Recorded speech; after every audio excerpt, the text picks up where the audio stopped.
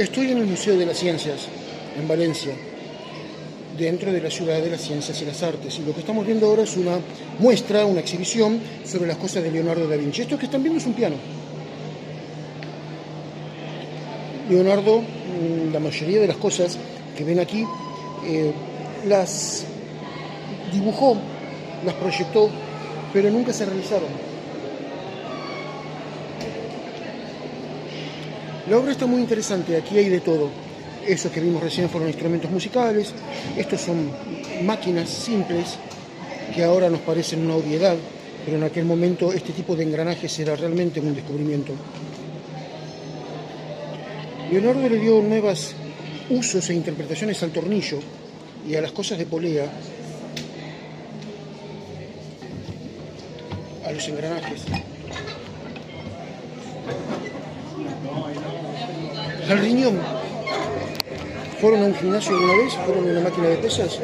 El riñón se usa para que la intensidad sea variable y se ajuste directamente a la trayectoria del músculo.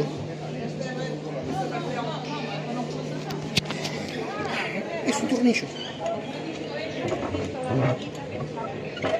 Hay muchas cosas que son un tornillo y no nos damos cuenta. Una hélice, por ejemplo, es un tornillo. Esa es otra de las funciones del tornillo.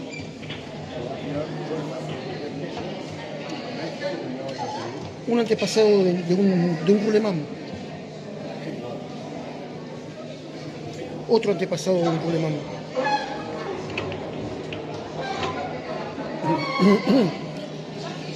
Quédense un poco, les voy a decir una teoría que tengo. Bueno, Leonardo era un anatomista. Esto lo estoy viendo exactamente por primera vez igual que ustedes. Acabamos de entrar.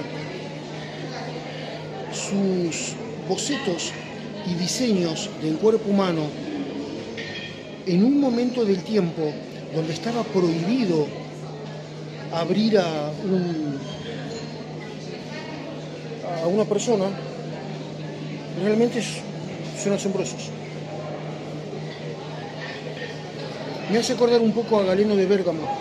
Galeno era un médico de Roma que curaba a los gladiadores y tenía a un costado del Coliseo, si es que voy para el Coliseo se los voy a mostrar, un lugar donde él podía curar, pero curaba abriendo y hacía bocetos y estudios, todavía se usan hasta hoy. El hombre de Vitruvio tiene que ver con las proporciones del cuerpo humano.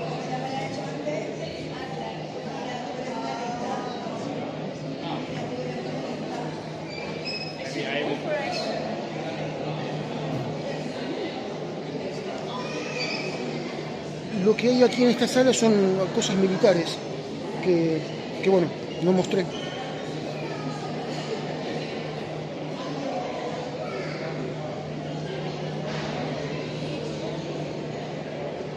Es una ametralladora de 3 cañones.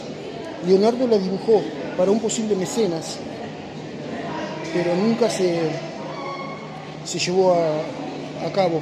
Esto es una catapulta.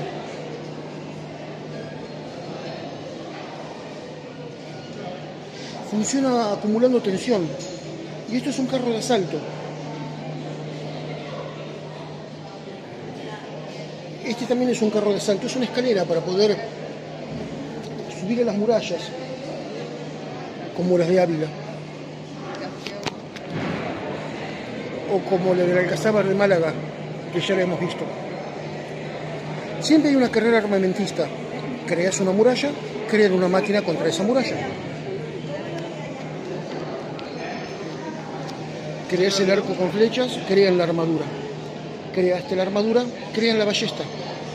Siempre hay algo que puede llegar a vencer a lo que inventaron. Estas son bocetos, máquinas para volar. Hasta donde yo sé, se intentó construir. Tengo entendido que Leonardo lo intentó in situ, lo intentó él mismo, con este tipo de alas voladoras. Pero Leonardo estaba atrapado en el siglo XV. No había nada más pesado que el aire que pudiera volar. Estos son los bocetos de sus cuadernos. Y ahora, en el presente, inspirado en esos bocetos, alguien hizo este tornillo. Sigue siendo un tornillo, ¿eh? Sigue siendo el mismo principio, solamente que aplicado de una forma tan pero tan ingeniosa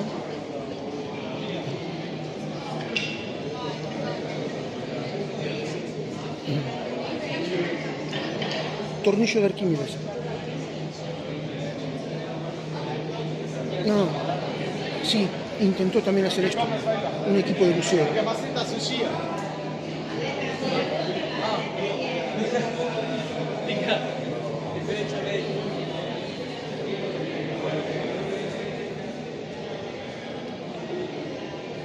Esta es la sala menos visitada. El boceto de una bicicleta. Este es el boceto.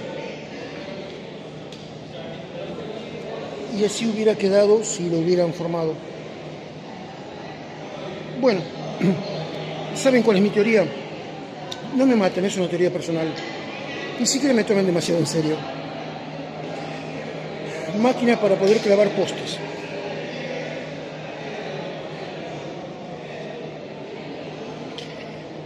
Es demasiado lo que este hombre hizo.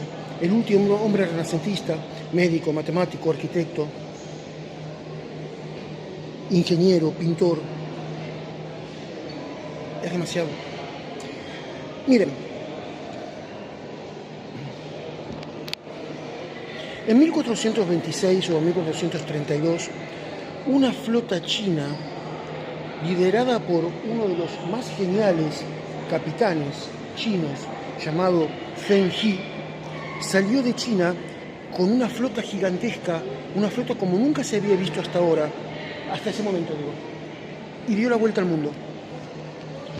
Llegó a lugares, cartografió, se invirtió en esa flota muchísimo trabajo, muchísimas personas. Y a mí me parece que ese año llegó a Florencia y no le dio bolilla al Papa. Era una civilización distinta, totalmente distinta, no eran creyentes. El Papa no le dio ninguna importancia, pero el camarlengo sí. El camarlengo es el secretario del Papa, es el que está más cercano a él y el que toma posesión del papado cuando un papa muere en el interín entre que eligen a otro papa. Ese camarlengo se llamaba Alberti y recibió un manual enorme, una especie de enciclopedia gigantesca con todas las cosas de la ciencia china, y lo llevó y lo guardó, y cosas como el tornillo, la polea, el engranaje de riñón, y en cuanto a las pinturas, cosas como el punto de fuga, fueron sacadas de ahí, de la civilización china. En ese caso, y ahí empezó el Renacimiento. Gracias a eso empezó el Renacimiento, y gracias a que los turcos tomaron Constantinopla y muchos sabios judíos y cristianos tuvieron que irse de Constantinopla y se fueron para Europa, para Italia, para España, para Francia. Gracias a eso y gracias a que se popularizó un poco el humanismo consiste en no adjudicarle a los dioses todas las cosas que pasan, sino que lo veían como que las personas podían llegar a explicarlo, a explicarse las cosas que pasaban. El humanismo se popularizó. Apareció sobre todo este libro, esta enciclopedia, y fue lo que abrió los ojos a Occidente de todo esto. Cuando esa enorme flota volvió a China, había habido un cambio de gobierno. El nuevo emperador de China era aislacionista, no quería saber nada, pero nada con abrirse al mundo exterior. Quemó todo, desmanteló los barcos, se perdió una oportunidad de oro para que se integrara la humanidad. Hubiera sido fantástico que los avances de la civilización china se hubieran podido difundir al mundo. Y todo quedó ahí. Leonardo, según mi teoría, no fue todo el inventor que fue, sino que simplemente fue un copista.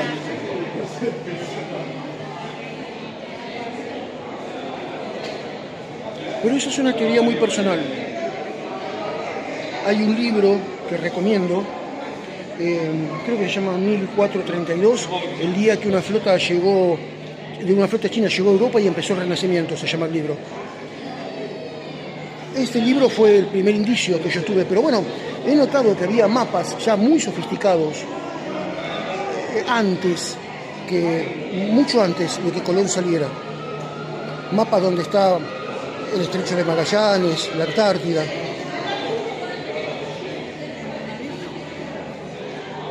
A ver, ¿esto qué es?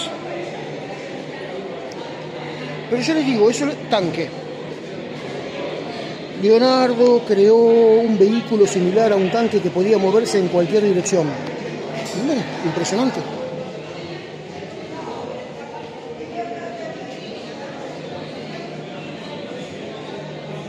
Esta muestra es itineraria.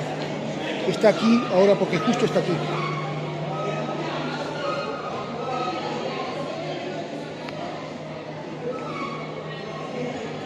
Pero mi teoría de Leonardo copista no es tan descabellada. Imagínense ustedes, Leonardo hubiera sido entonces el último hombre renacentista. Vos ahora, usted actualmente, sala de espejos, usted no puede saber todo lo referente a la matemática sin renunciar a la música o sin renunciar a la arquitectura o a la medicina. No se puede ya, no alcanza una cabeza o una vida para poder abarcar todos los pormenores y las especializaciones de una ciencia. No podés, es decir, elegir es renunciar. Por cada libro que usted elija leer, esa elección equivale a un montón de libros que no va a poder leer. Sencillamente no le da el tiempo en la vida. En el Renacimiento, Leonardo fue el último hombre múltiple. O eso, o lo copió todo de la civilización china. Dejo abierto el tema.